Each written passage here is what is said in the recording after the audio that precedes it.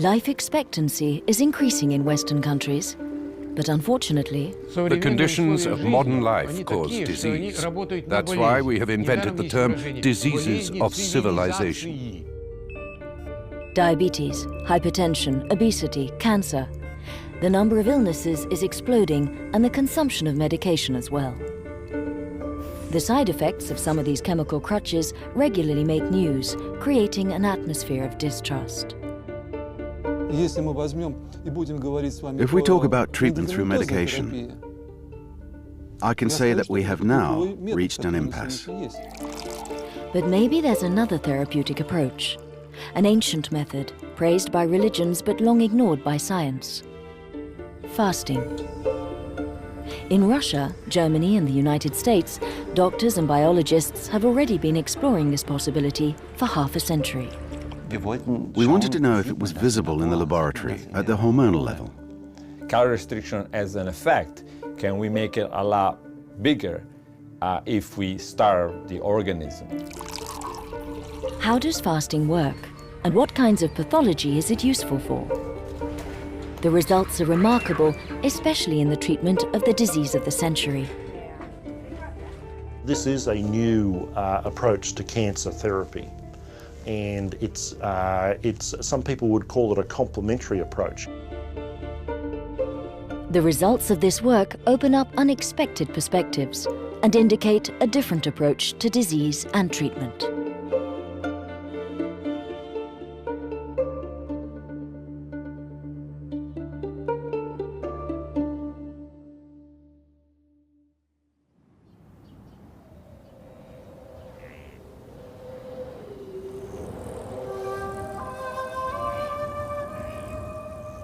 A unique experiment is taking place in the heart of Russia, on the Siberian plains. Here, for the last 15 years, fasting has become a central element of public health policy. That policy is based on 40 years of scientific studies unknown in the West, which were carried out on thousands of patients in the former Soviet Union. This research gave birth to the rigorous methods which are practiced here. After 4 hours by bus on a difficult road, Lyubov Baranova reaches the Goryachinsk sanatorium. She's come on the advice of her brother, who had been treated with a course of fasting. The shores of Lake Baikal are a few hundred yards away. The scenery is idyllic. Goryachinsk is famous for its hot springs, and since 1995 for its center for fasting. The cures are covered by state health care, and the whole building is reserved for the fasters.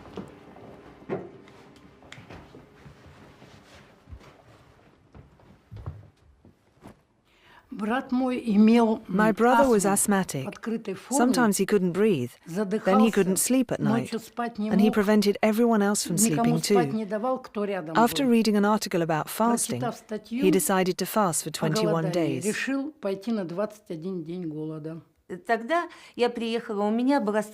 I had a terrible allergy to sweet things, like oranges, that sort of thing. I had been treating it for years, but nothing helped. My allergy came back after each treatment. By the 7th day, he was fine. He was in good health. He'd believed that a miracle was possible, and this method had cured him. He's fasted several times since. I was one of the first to come and fast here at Goryachinsk.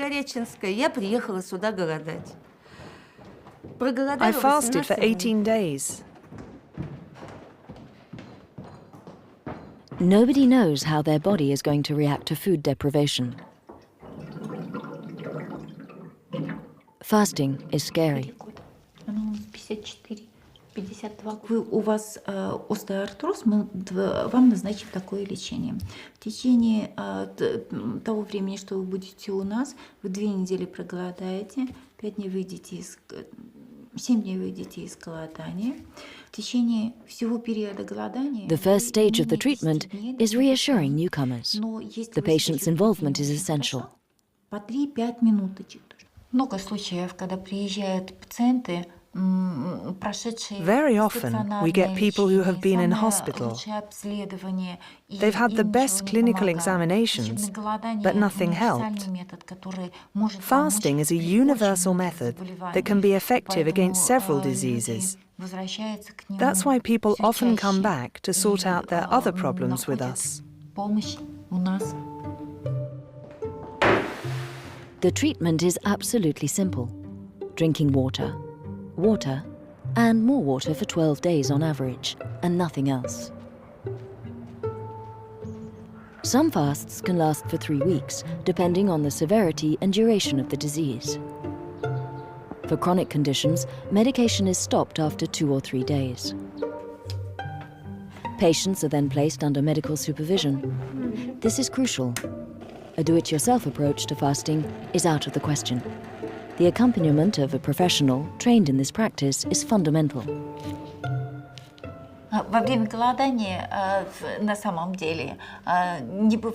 During fasting, there's no real nutrient deficiency.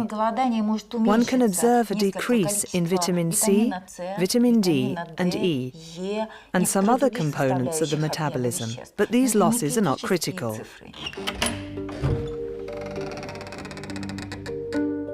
In 15 years, 10,000 patients have followed courses of fasting here.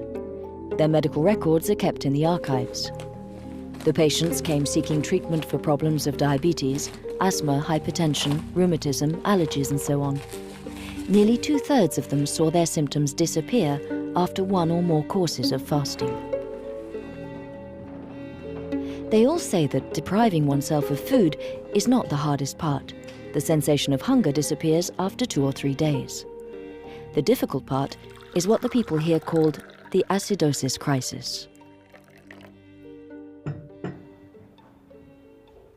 Olga has not eaten for 5 days. She's already been through this phase, which sometimes results in a feeling of weakness, nausea, or headaches. Ой, мама! Ну, здрасте. It's the price to pay for the adaptation of the organism to this radical change.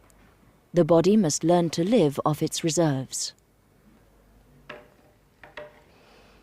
The third day was hard. Now it's more or less okay. My body is getting used to it. Today I feel better, but it's still not great. It's because up to the third day there is a process of elimination and detoxification. That's why it's a bit tough and the patients don't feel very well. After that it improves. The body cleanses itself and it gets better and better.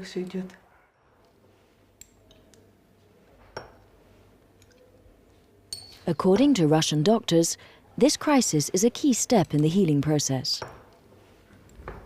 Analysis of the urine can indicate its peak and its duration. Changing its mode of nutrition makes the acidity of the blood increase.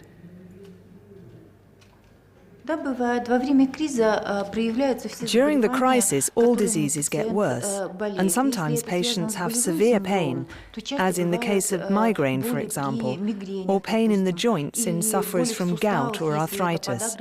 But it doesn't last very long, usually no more than 24 to 36 hours. This crisis is a sign of a profound transformation in the body. The organism has to feed on itself. But how can it provide the fuel needed for its survival? The body has 3 fuels: glucose, fats, and proteins. The essential fuel is glucose, which the body absolutely needs in order to function. The brain cannot do without it. But after a day of fasting, the glucose supply is exhausted. How does the organism adapt? It soon makes glucose from protein, and particularly from that found in the muscles. It'll also draw on its reserves of fat to create a substitute for glucose. This fasting fuel is known as ketone bodies. It is these ketone bodies that will be the main food supply for the brain. The work is done by the liver, which is a real factory for transformations in the body. Ольга Александровна, проходите, пожалуйста. After the crisis, the body finds a new equilibrium. There are treatments to help the patients cope better with the fasting. Colonic irrigation, body wraps, saunas and massage. The Russian doctors also recommend 2 to 3 hours of exercise daily. All converge towards the same goal, to stimulate the organs of elimination. The kidneys, intestines, liver, lungs, skin are set to work. The body must be allowed to eliminate the waste accumulated in the organism. Today is my 5th day of fasting. Look at my face and my eyes. I look like a young girl. No makeup, nothing. I'm 100% natural.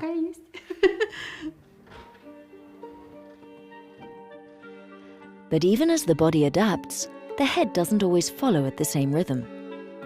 Patients have noticed that the psyche influences the body and can sometimes make it feel needs that it no longer has.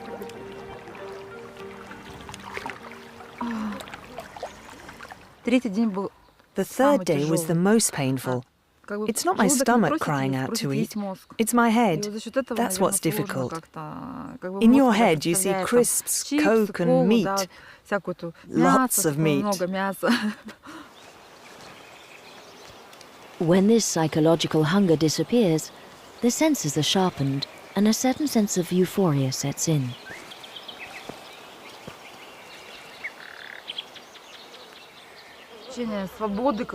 I have a feeling of freedom. I've realized that I'm strong. If I can fast, I can do anything.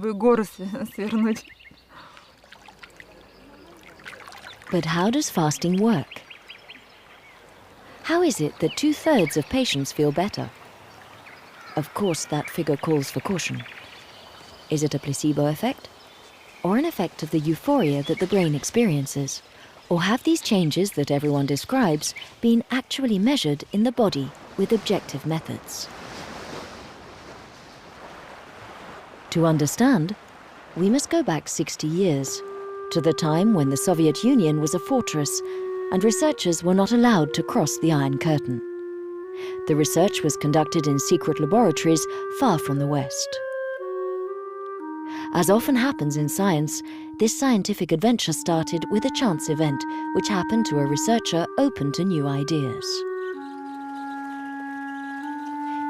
In the Korsakov Hospital in Moscow, the chemical straitjacket had replaced the physical one, but the treatment was scarcely more humane. One day, faced with a patient who was prostrate and refusing to eat, a psychiatrist by the name of Yuri Nikolaev broke with tradition. He decided to let the patient follow his instinct instead of obeying the usual protocol of forcing him to eat. In his notebooks, the psychiatrist noted with surprise, From the 5th day, his negativity began to decrease, and the patient opened his eyes. On the 10th day, he started to walk, but still didn't speak. On the 15th day, he drank a glass of apple juice left on his nightstand. Then he went for a walk and began to return to social life.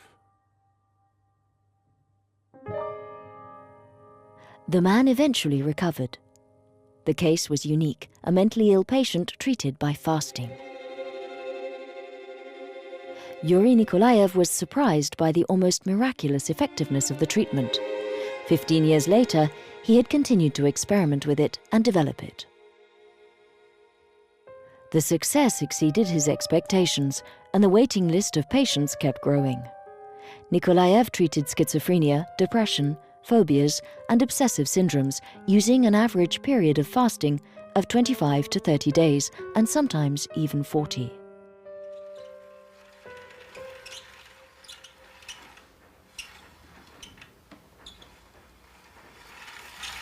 In a small apartment in Moscow, where his father also lived, Nikolaev's son remembers the increasingly strong opposition of the medical world. The doctors were opposed to fasting because they did not understand the essence of it. People usually think of being hungry as something bad. You need to turn your head back to front to accept the idea that fasting can cure. And it's even more difficult for a doctor than for an ordinary person.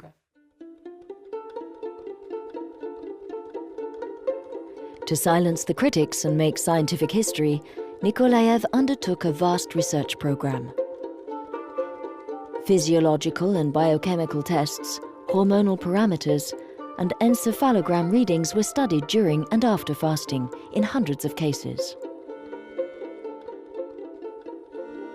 The psychiatrists established a correspondence between the observed changes in the body during fasting and the improvement of the patient. Fasting has an impact not only on mental illness, but also the entire personality. The young Dr. Gurvich was part of the research team. He worked for 18 years with the master. Fasting has a stimulant and an antidepressant effect.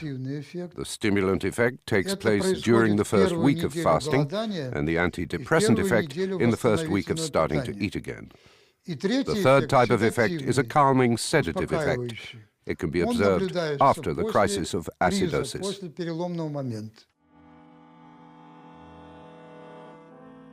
Nikolaev treated 8,000 patients with fasting with a marked improvement in 70% of cases. 6 years later, 47% had maintained that improvement.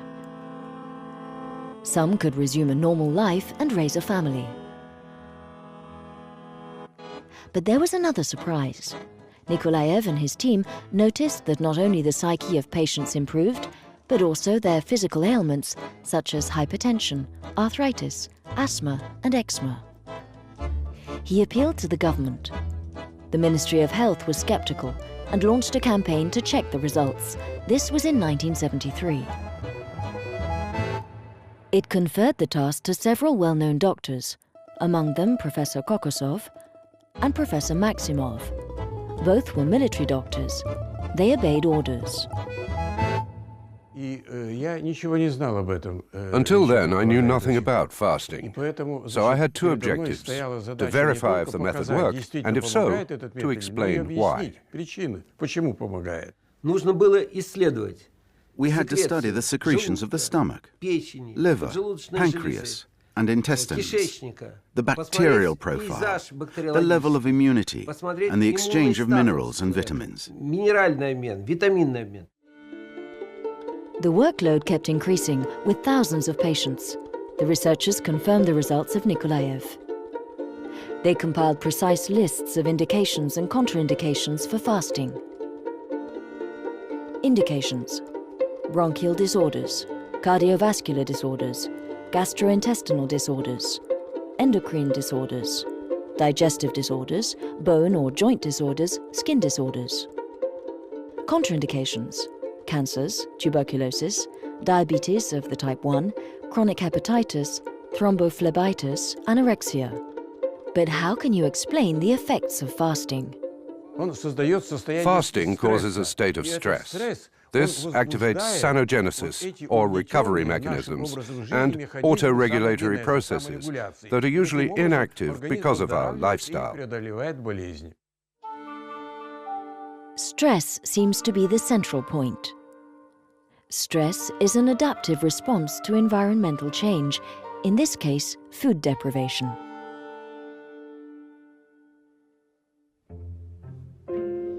Faced with starvation, the body triggers an alert. This sets off hormonal and neuroendocrine changes. The hormones mobilize the body's reserves. Some also have an anti-inflammatory effect. For the Russian doctors, it is these self-regulatory mechanisms that produce therapeutic effects. Many aspects of blood composition improve, for instance, the levels of glucose, cholesterol, triglyceride, and insulin. Meanwhile, the energy expenditure of the body gradually decreases. Breathing and heartbeat slow down, and blood pressure drops. The digestive system goes into a state of rest.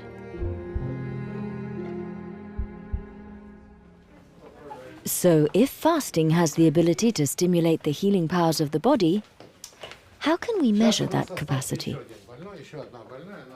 Professor Osenin is a specialist in bronchial asthma.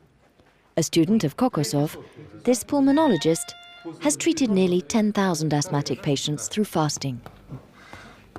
In 40 years of practice, there's not been a single accident, he confides. Osenin's research has indicated changes in cells in the lungs mucosa. These black cells reveal a presence of histamine, which causes a hypersecretion which leads to bronchial spasms. After 12 days of fasting, there is no more histamine. The cells are filled with lipids and the spasms have disappeared.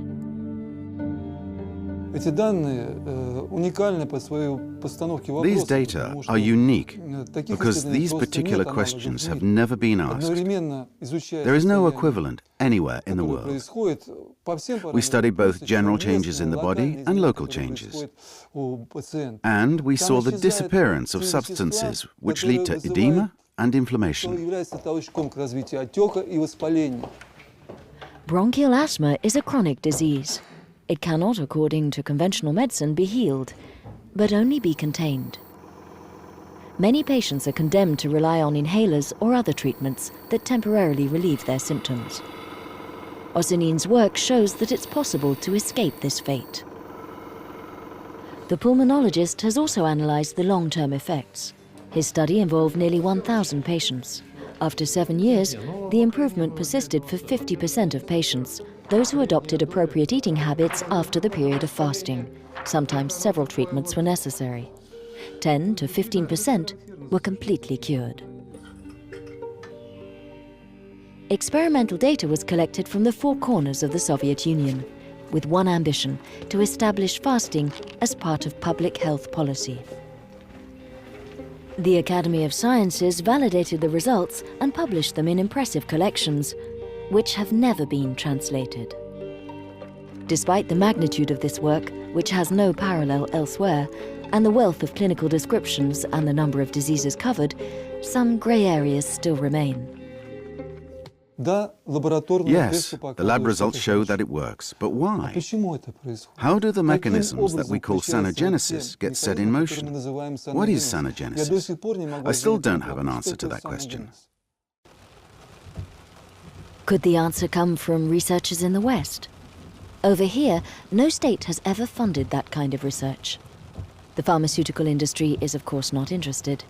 However, the practice of fasting is growing and has recently made its entry into the political and scientific arena.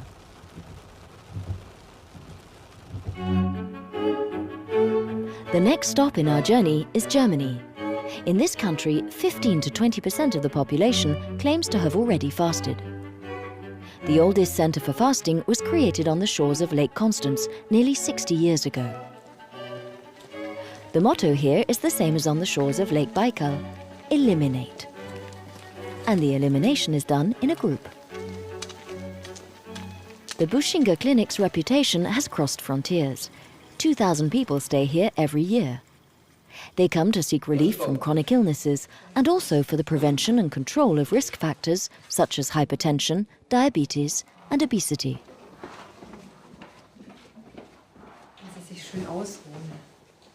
Usually, Jürgen Bahl wears a suit and tie. And no one puts a hot water bottle on his liver. Normally, he works in a glass tower in Zurich.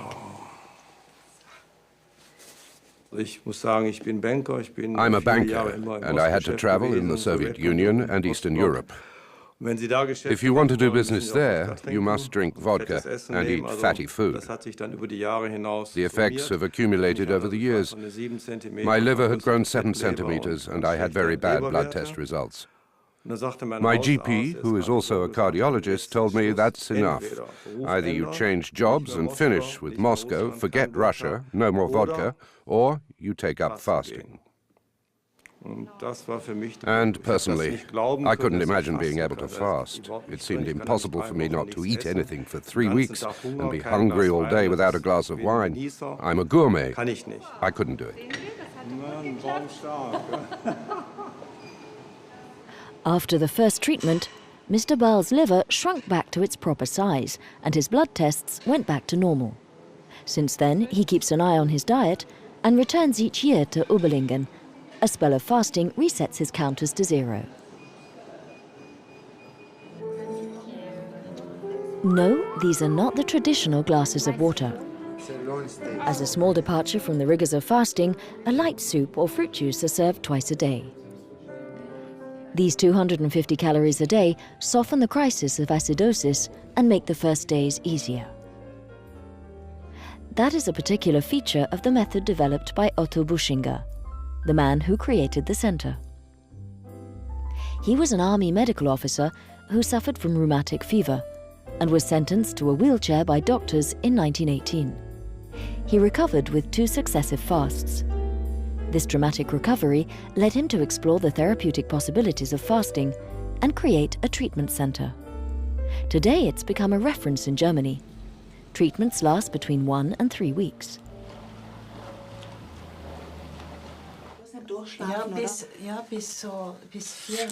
Pauline Valike has come to the Buschinger Clinic for the 2nd time this year.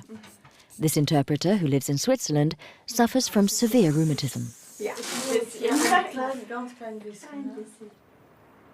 She has decided to fast for 12 days. Did I think I wouldn't be able to move anymore? Yes, I did. Last year, I really had a moment of despair. I said to myself, I'm still too young to be bedridden. But that was going to be my life, especially since I live alone. I arrived in February stuffed with pain medication. I had been taking anti-rheumatics, I had been taking cortisone, all the stuff they normally give. And I was exhausted by it all.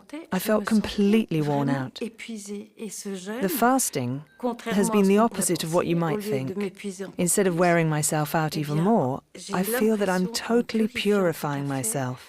My body has found the energy to bounce back. I'm not saying that I was running and leaping out of the center, but I do feel like my body can now heal itself.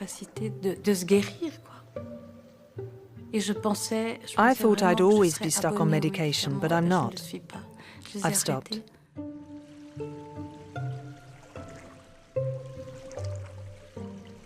Depending on the severity of the disease and how long it has been established, stopping medication is not always possible.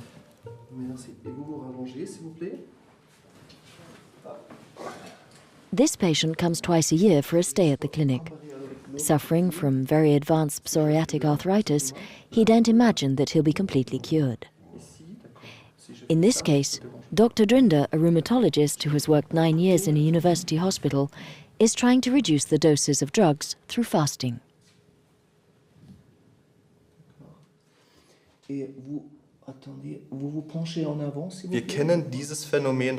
also know this phenomenon in the case of rheumatoid polyarthritis. It has been shown that when fasting, we need less non-steroid anti-inflammatory drugs. That's a good thing, because the side effects of these drugs are not negligible.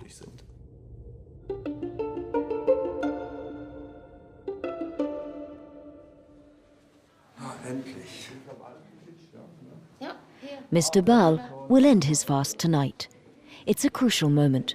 Eating unsuitably and too much would jeopardize the success of the treatment and could even be very dangerous.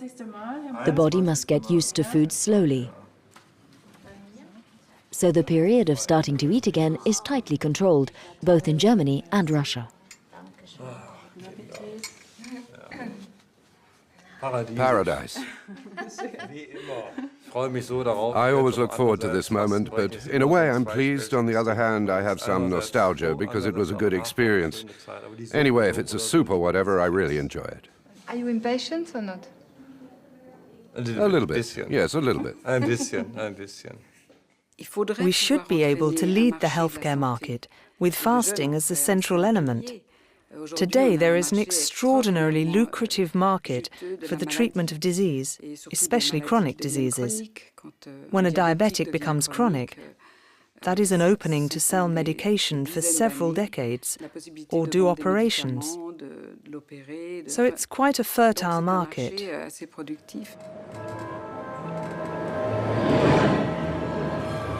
Putting fasting at the center of the healthcare market, taking on the chemical monopoly on disease and cutting the profits of the pharmaceutical laboratories. That's a long way off.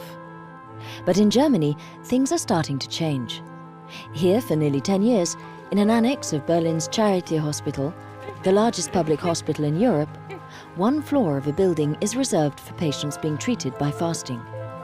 A dozen public hospitals do the same. The practice is gradually finding its place in the arsenal of official medicine. Professor Michelsen has conducted several scientific studies on fasting. He offers this therapy to patients suffering from rheumatism, metabolic syndrome or heart problems.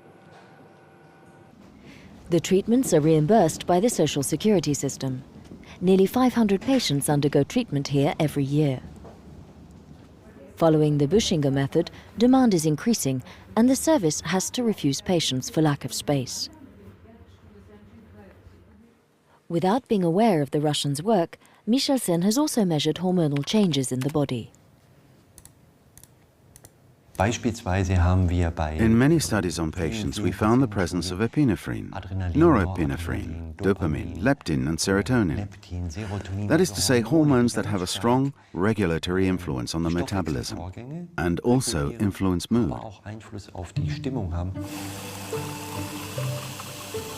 The level of serotonin, often called happiness hormone, is increased. Like the Russian psychiatrists, Michelsen has seen an improvement in mood in patients who fast. He also noticed a reduction of pain and an improved sensitivity of the insulin receptors. He found that fasters showed an increased readiness to adopt a healthier lifestyle after the fast, which would be conducive to maintaining good health. If I had been studying a new drug and got these results, I would certainly be getting calls every day with proposals, financial aid and money for research. But when it comes to fasting, people just say, that's interesting. But there is no real encouragement for the research. It has to change.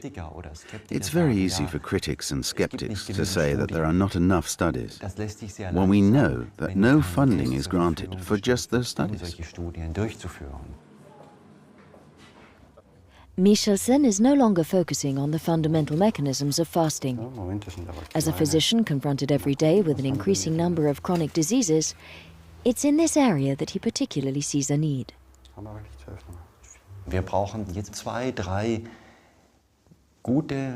We need 2 or 3 major serious studies.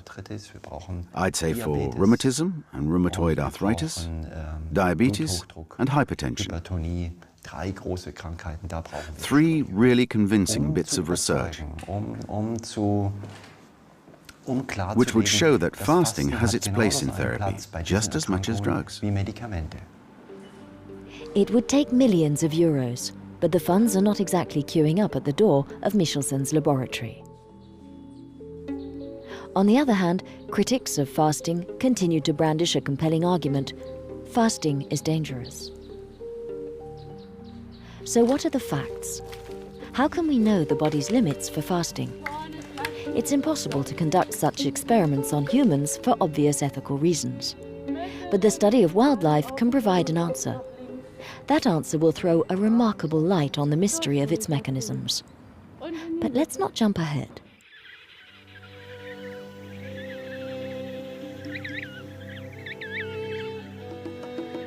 In the frozen lands of the Antarctic continent, there's a strange bird that's fascinated scientists for decades. The male emperor penguin practices fasting spontaneously in his colony on the ice. While he's sitting on the egg, waiting for the female to return, the male is able to go without food for as much as 4 months. This extraordinary faculty has always amazed Yvon Le Mao. Early on, the researcher asked himself, is the emperor penguin a professional faster with mechanisms that don't exist in man or in other animals?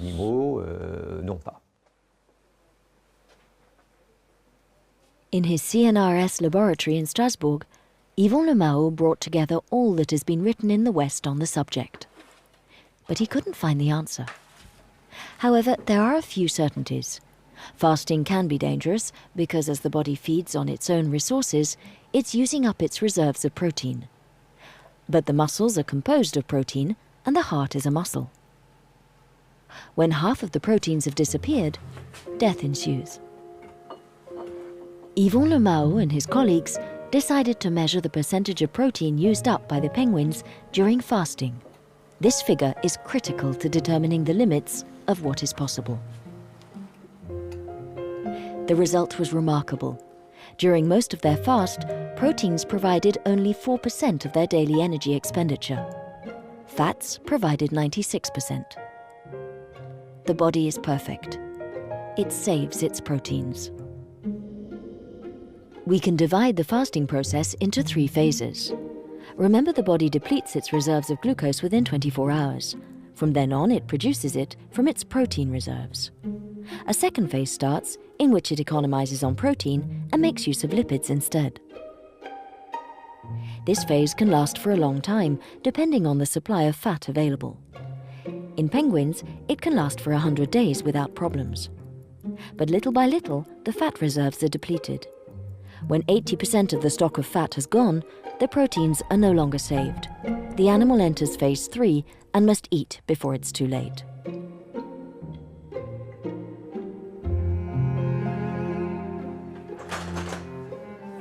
But do other animals have the same mechanism? Jean-Patrice Robin, who works with Yvon Le Mao, is conducting an experiment with rats, animals that don't have the reputation of being professional fasters. They're weighed daily and their urine is sampled. How will the rats adapt to fasting? Will their proteins run out faster than those of the penguins?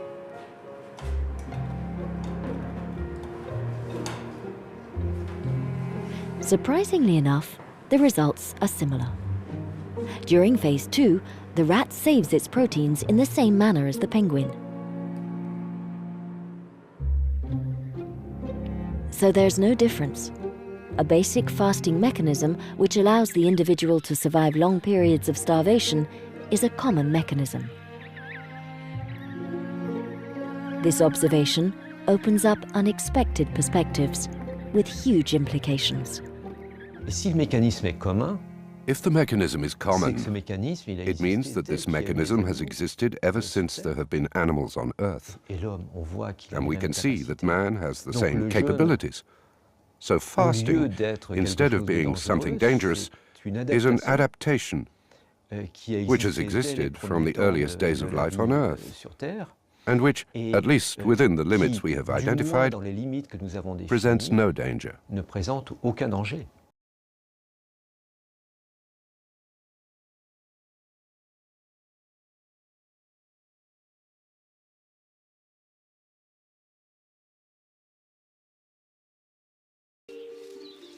Scientific research has shown that an adult, 1 meter 70 tall, weighing 70 kilos, has around 15 kilos of fat reserves. Enough for a healthy person to keep going for 40 days. It is likely that survival normally involved periods of fasting. The situation we have today, with regular meals and a well-stocked fridge, is a historical anomaly. So it's not surprising that the body encounters difficulties when it doesn't fast and eats constantly. Our genetic heritage appears to be less adapted to this situation than it is to fasting. So it seems that our body is better equipped to deal with lack of food than excess. So does fasting activate atavistic reflexes rooted in the body's memory? It must be observable in the genetic code. The memory should be inscribed there. But who would be crazy enough to try and find what no one is looking for?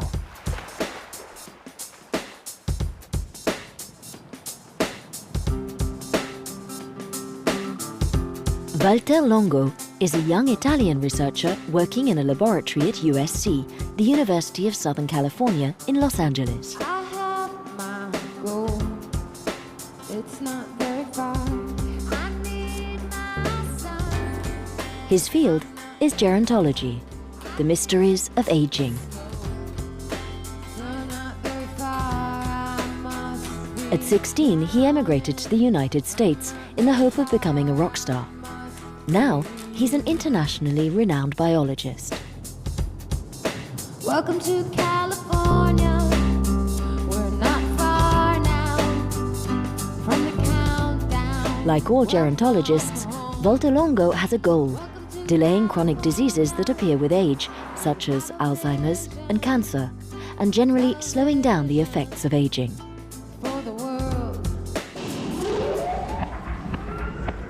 Researchers have shown that reducing the food supply of an animal over a long period allows it to live a longer and healthier life.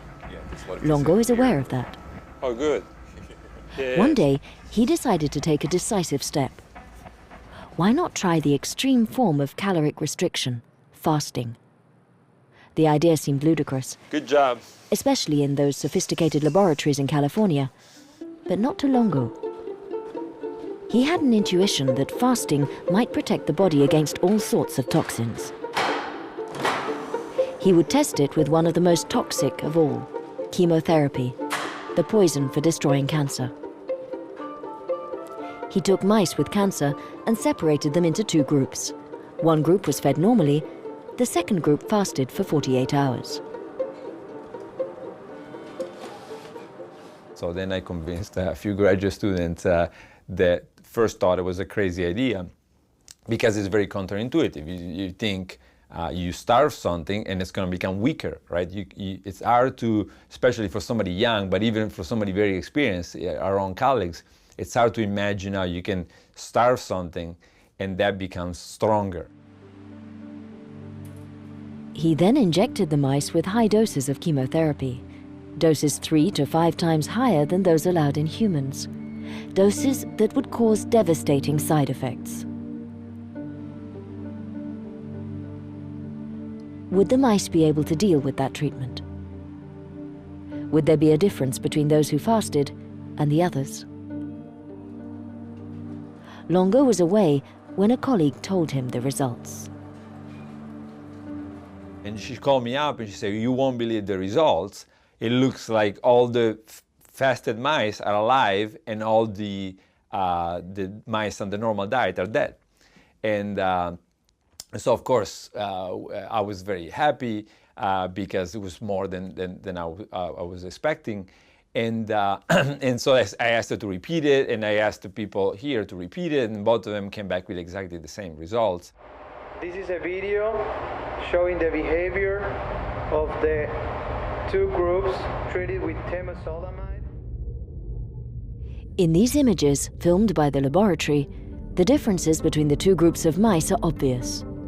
On the one side, those who fasted seemed perfectly healthy. They move normally, their hair is smooth, their tissues are not damaged, and their cognitive functions seem intact.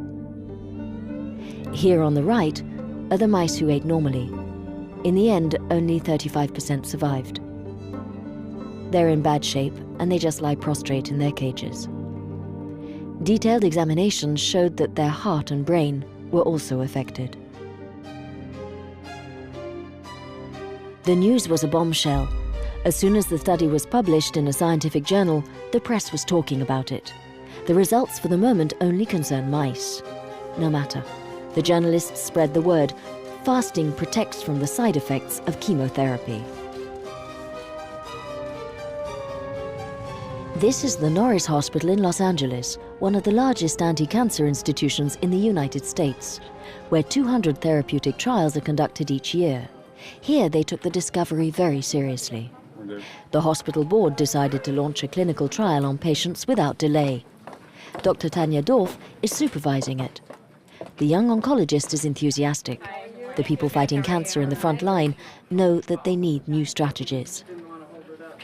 I've always felt that it's so unfortunate that our our tools for treating cancer are destructive. They attack anything that's growing quickly. They're very indiscriminate. And we're developing better targeted therapies. But I think it makes a lot of sense to try to protect the body and maximize the damage done to the cancer and minimize the harm done to the normal body. Yeah, I think the muscles might get stiff. But we should be cautious. Not many patients have been recruited yet. This patient has fasted for 24 hours. Others have done 48 hours. No longer for now. The first step is to prove that fasting is not dangerous for cancer patients.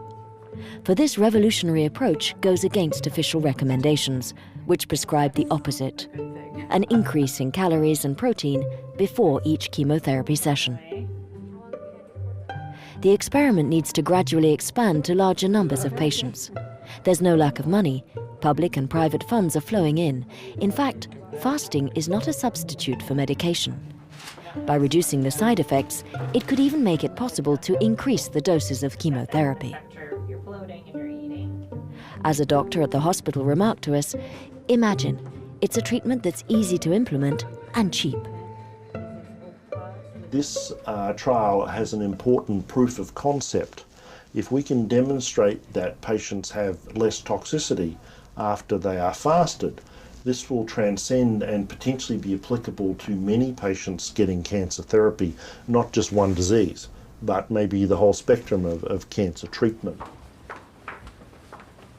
Obviously, the clinical trials will take time, but when your life is in the balance, it's hard to accept these slow protocols.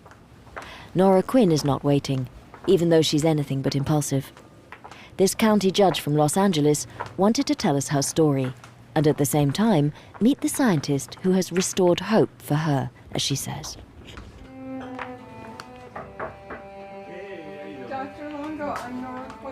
When she read an article in the Los Angeles Times describing the work of Longo, Nora Quinn made her decision. She had just been diagnosed with breast cancer. So if I'd waited for them to go through the human trials process, it would have been 10 years later, I'd be dead from breast cancer. So since I had to start chemotherapy then, I couldn't wait. And I was very lucky. My oncologist was open to the idea. She didn't encourage me to do it, but she didn't say no. She said, if you want to fast, go ahead, do it. She goes, I don't think it'll make any difference, but go ahead and do it. Nora Quinn had to complete 5 chemotherapy sessions. She was afraid of the side effects, especially the disturbance of her cognitive functions. Under the supervision of a doctor friend, she fasted 5 days before the first chemotherapy. She felt good and could continue working. For the next 2 sessions, her oncologist persuaded her not to fast. She reacted very badly to the chemotherapy. She felt so bad that she decided to fast before the last 2 chemo sessions. Again, she felt much better. There's no question in my mind that I came out of the treatment with fewer side effects and less long-term fatigue and chemo brain than my friends who did not fast, who went through similar rounds of chemotherapy. There's no question in my mind. Nora Quinn is not the only patient to have fasted spontaneously. Among the 30 people who've tried it, the Norris Hospital was able to take a sample group of 10, see their medical records, and obtain their analysis. Nora Quinn was part of that study. The results confirmed those observed in mice. The fasting made chemotherapy more bearable. Fatigue, weakness, nausea, and headaches were significantly reduced. I remember that. But if fasting protects the potentially devastating effects of chemotherapy, how does it affect the chemo itself? Does it make it more effective or not? Before answering this crucial question, we need to first understand the mechanisms by which fasting protects healthy cells. Does fasting cause a change in gene expression? Longo selected cells from the liver, heart, and muscles. If we unravel the DNA strands, here are the genes. These genes are directing the work of the cell. Their expression is normal. After 2 days of fasting, Longo observed a radical change in the expression of the genes. Some were overexpressed, others underexpressed. The genes had modified the cell's functions, putting them in protection mode. It was a total transformation which happened very quickly, as if this ability came from an ancient genetic memory. The normal cells enter a protective mode. They have to, because there's low glucose, low nutrients. They have to stand by and stay as protected as possible. And chemotherapy is one of the things they have to be protected against. So the cells protect themselves as an atavistic reflex. Yvon Lemao, the penguin specialist, had put us on that track. But if fasting protects healthy cells, doesn't it also protect cancer cells? If so, Longo's whole thesis collapses. Let's compare a cancer cell with a normal cell. After 2 days of fasting, the genes of the cancer cell are expressed in the opposite way to those of the healthy cell. As the cancer cells have undergone genetic mutations, the protection mechanisms do not occur. The cancer cells hate this low glucose, low growth factor environment, and not only they do not become protected, they become more sensitive to chemotherapy. In fact, even in the absence of chemotherapy, they can die, or certainly their growth can be reduced. And so fasting can slow their growth even without chemotherapy. Even without chemotherapy, we were told, for cancer cells, fasting is a nightmare.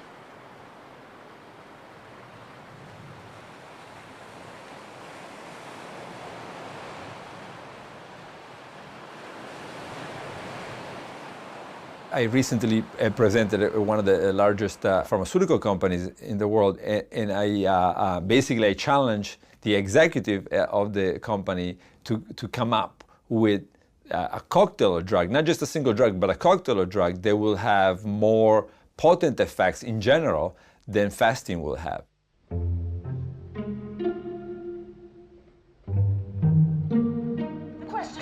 Why would you want a deal on fast food when you can get a deal on my... Are we ready to see the world differently? Right now, carry out 3 medium pizzas for just $9.99. Imagine that consumption wasn't the pillar of our economy.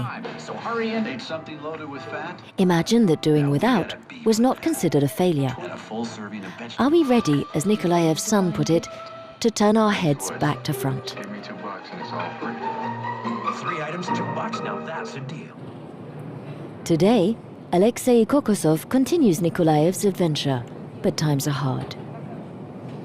The fall of the Soviet regime in the 90s disrupted the public health system. A course of fasting now has to be paid for, and it's too expensive for many Russians.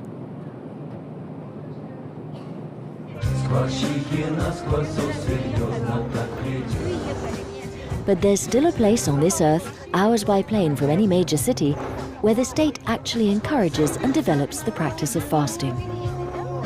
On his way to the Goryachins Sanatorium, which is celebrating its 200 years of existence, Kokosov meets up with his former student, Dr. Betaeva. Kokosov has trained more than 100 doctors in Siberia. Does that seem strange? Here, resources are limited, and there's a fragile ecological balance. Frugality is a necessity, so fasting doesn't seem crazy. It isn't seen as a punishment. Abstinence is given its rightful place. The Minister of Health, who is a physician himself and a keen defender of fasting, provides enthusiastic support for the practice. Еще раз. Ждите моей команды. Курорту Горячинск 3-4. Ура! Ура! Ура! РДТ 15 лет. 3-4. Ура! Ура! Ура! С праздником! Утро завтрашнего дня восстанет первым мания. Птица счастья завтрашнего дня.